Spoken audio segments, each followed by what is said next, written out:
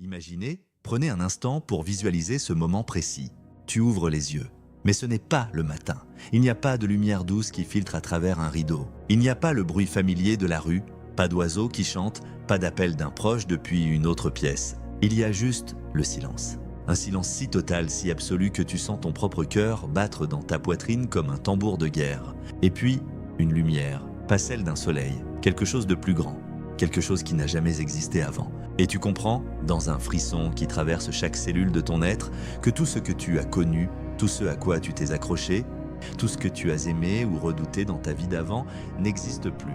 Tu es debout et tu attends. Bienvenue sur Yom Al-Qiyamah, le jour de la résurrection, le jour du rassemblement, le jour où chaque âme qui a jamais existé depuis Adam, qu'elle soit celle d'un prophète ou d'un tyran, d'un enfant mort-né ou d'un vieillard centenaire, sera réunie sur une seule et même terre.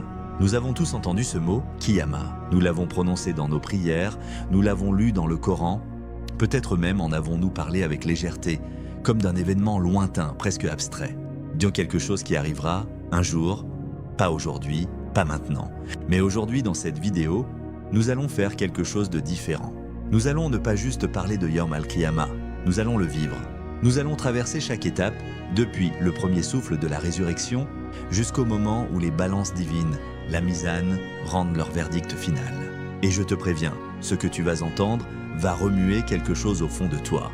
Quelque chose que tu avais peut-être oublié, quelque chose d'urgent, parce que le prophète lui-même, que la paix et les bénédictions soient sur lui, a dit « Le plus sage des hommes est celui qui se rend le plus souvent des comptes à lui-même, et qui œuvre pour ce qui vient après la mort.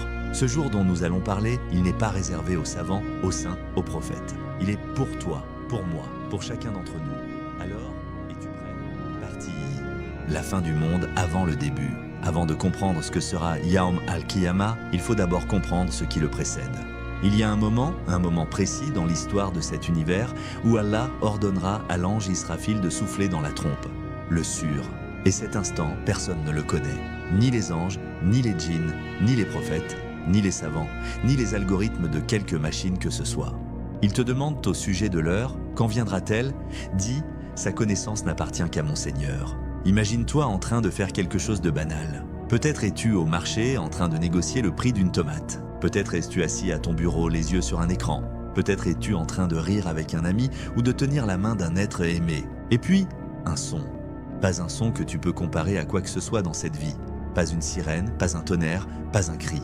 Le Coran dit que ce sera si puissant, si soudain, si total, que les hommes tomberont sur place, là où ils sont, dans leur posture, dans leurs gestes, dans leur instant.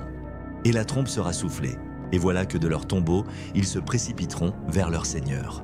Mais avant cette résurrection, il y aura un premier souffle, et ce premier souffle, notre tradition nous enseigne qu'il anéantira toute vie. Chaque être vivant, chaque oiseau dans le ciel, chaque poisson dans la mer, chaque bactérie dans le sol, tout. Et puis, le silence, un silence de 40. 40 ans, 40 jours, 40 heures, les savants ont débattu. Mais Allah sait.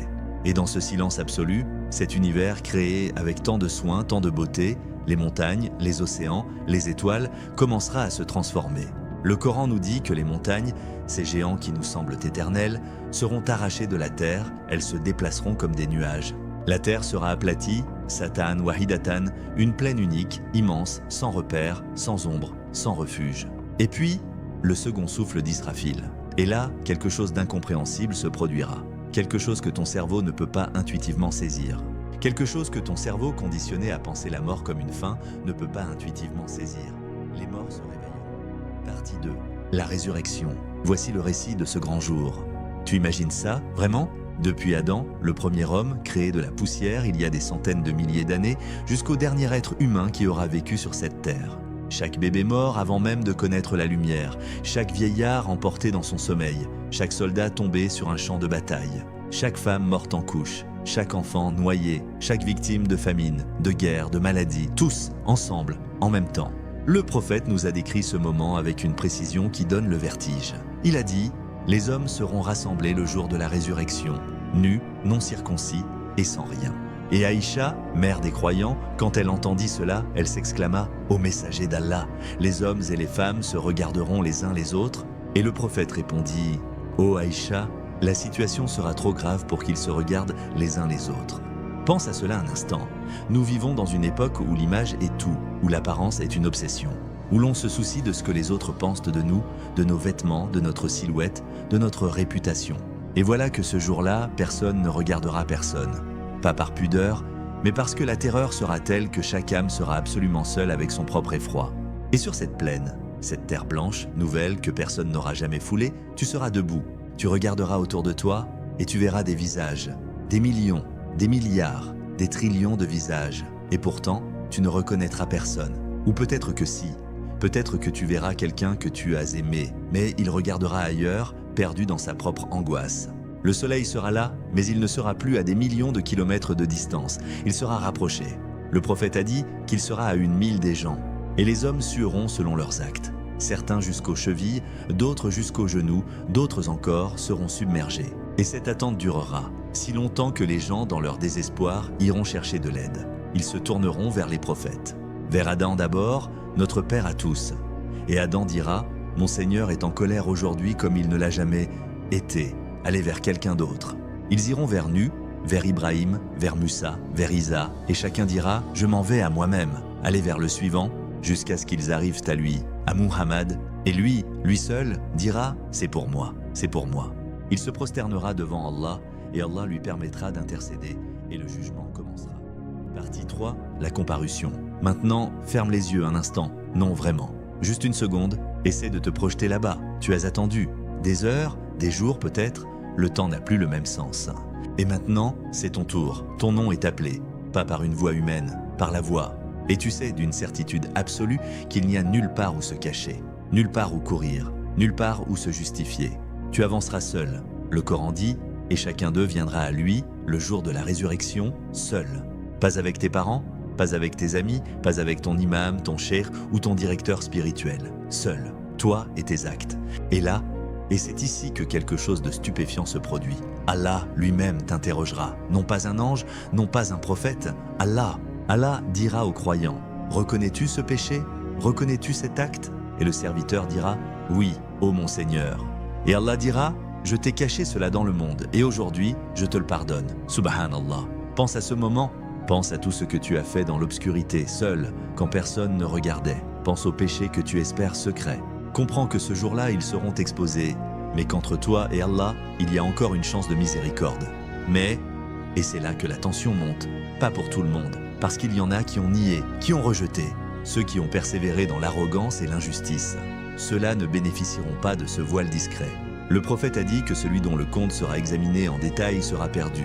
Al-Hisab al-Shadid, le compte sévère, c'est la perte.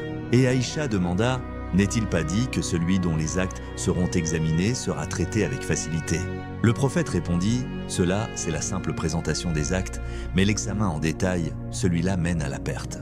Alors là, tu comprends que ce n'est pas une formalité, ce n'est pas une case à cocher, c'est le jugement, le vrai, l'ultime. Et les témoins s'avanceront.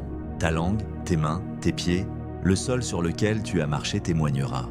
Le Coran dit que la terre racontera ses nouvelles. Elle témoignera de ce que tu y as fait. Les témoins sont là. Et les anges Rakib et Atid, ces gardiens qui n'ont jamais quitté tes épaules, présenteront leur registre. Voici notre registre qui parle de vous en toute vérité. Nous faisions transcrire tout ce que vous faisiez. Partie 5. Les deux destinations. Après la Mizane, les chemins se séparent définitivement. Pour ceux dont les plateaux de lumière l'emportent, le soulagement est indescriptible. Ils recevront leur registre dans la main droite et courront de joie. Al-Jannah, le jardin. Allah a préparé ce qu'aucun œil n'a jamais vu, ni aucun cœur imaginé.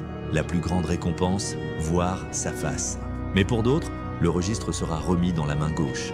Un regret éternel s'installe devant la réalité de la Jahannam. Le feu, un enfer qui respire et qui rugit. Le Coran dit, le jour où nous dirons à la géhenne « Es-tu pleine ?» Elle dira « Y en a-t-il encore ?» Frères, sœurs, ce n'est pas de la théologie abstraite. Cela se passera. La question est « De quel côté seras-tu » Et maintenant, nous arrivons au cœur de cette vidéo. La Mizane, la balance, pas une métaphore, pas un symbole poétique, une balance réelle, concrète, établie par Allah le jour du jugement, dont les deux plateaux sont si vastes que si les cieux et la terre y étaient tout placés, ils tiendraient. Et dans cette balance, ce qui sera pesé ne sera pas de l'or, pas de l'argent, pas de diplôme. Ce qui sera pesé, ce sont tes actes.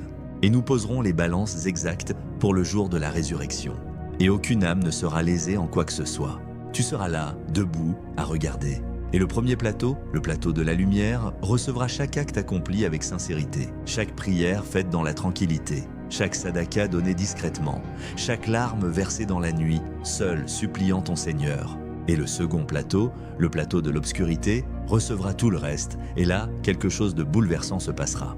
Le prophète a dit qu'une personne obèse viendra, et elle ne pèsera pas auprès d'Allah le poids d'une aile de moustique. Il verrait un homme grand et fort, impressionnant, mais que ses actes ne pèseront rien, alors que le simple et le discret verra ses actes peser si lourd. Et le prophète nous a donné la clé. Il nous a dit ce qui pèse le plus lourd dans la misane. Rien ne pèse plus lourd dans la balance du croyant que la bonne moralité. Pas les grands discours, mais comment tu t'es comporté avec ta femme, avec tes voisins, avec l'étranger. C'est une révolution dans notre façon de penser la religion. Le prophète nous dit que ce qui pèse le plus, c'est comment tu es avec les autres, comment ton cœur se comporte au quotidien. Et puis, le prophète a parlé d'une feuille de papier. Un homme avec 99 registres de péché pensant que tout est à perdu. Et alors, on lui sortira une feuille avec une seule phrase « Ashhadu an la ilaha illallah », la shahada. Les registres ne pourront pas peser contre cette feuille, car il n'y a rien de plus lourd que le nom d'Allah prononcé avec sincérité. Cela signifie que la sincérité a un poids que nous ne pouvons pas mesurer. Une vie passée à chercher Allah n'est pas perdue. Si tu me rencontres avec des péchés remplissant la terre, mais sans m'avoir associé de partenaire, je te rencontrerai avec une miséricorde aussi grande. Après la misane, les chemins se séparent. Et cette séparation, elle est définitive. Elle est éternelle. Elle est absolue. Pour certains, on leur remettra leur registre dans la main droite. Ils courront vers leurs proches en criant de joie « Lisez mon registre !» Et devant eux s'ouvrira Al-Jannah. Quelque chose qu'aucun œil n'a jamais vu, qu'aucune oreille n'a jamais entendu. Et la plus grande récompense, voir la face d'Allah, comme on voit la pleine lune dans un ciel sans nuages. Mais pour d'autres, leur registre sera remis dans la main gauche. Et ils diront « Ah, plût à Dieu qu'on ne m'ait pas remis mon registre !» Et derrière eux, la Jahannam, le feu, le Coran en parle comme d'une créature vivante qui respire et qui appelle. Frères, sœurs, ce n'est pas de la théologie abstraite, cela se passera. La question est de savoir de quel côté tu seras. Avant de partir, je dois te dire quelque chose. Nous parlerons d'un voyage que chaque âme effectuera sans exception. Un voyage qui commence au moment même où le dernier souffle quitte le corps. Ce n'est pas Barzakh, c'est quelque chose de plus immédiat, de plus proche, de plus intime. Le moment de l'agonie, Al-Ihtidar, est ce que les anges font à l'âme dans les premières secondes. Ce que le mourant voit, que les vivants ne voient pas. Ce que le prophète, paix et bénédiction sur lui, a décrit avec précision. Abonne-toi dès maintenant pour ne pas manquer ce récit. Parce que cette vidéo, elle te concerne toi, directement, personnellement, inévitablement. Les récits de la Ummah pour comprendre avant qu'il ne soit trop tard. Wallahu alam et Allah est le plus savant. Et maintenant, je m'arrête et je te parle directement, pas comme un narrateur, mais comme quelqu'un qui sait ce que c'est de se perdre et d'oublier pourquoi nous sommes ici. Une prière délaissée, reprends-la. Un cœur blessé, demande pardon, offre quelque chose à Allah. Car la misane est réelle, chaque acte sera pesé. Et peut-être fera-t-il pencher la balance. Protégez-vous du feu même avec une date. Le repentir est une porte qui ne se ferme jamais. Ya Allah, fais-nous partie de ceux dont les balances seront lourdes de bonnes actions. Fais-nous partie de ceux qui recevront leur registre de la main droite et verront ton jardin. Amen. Abonne-toi pour la suite. Regarde ton cœur, la misane ne dort jamais. Assalamu alaikum wa rahmatullahi wa barakatuh.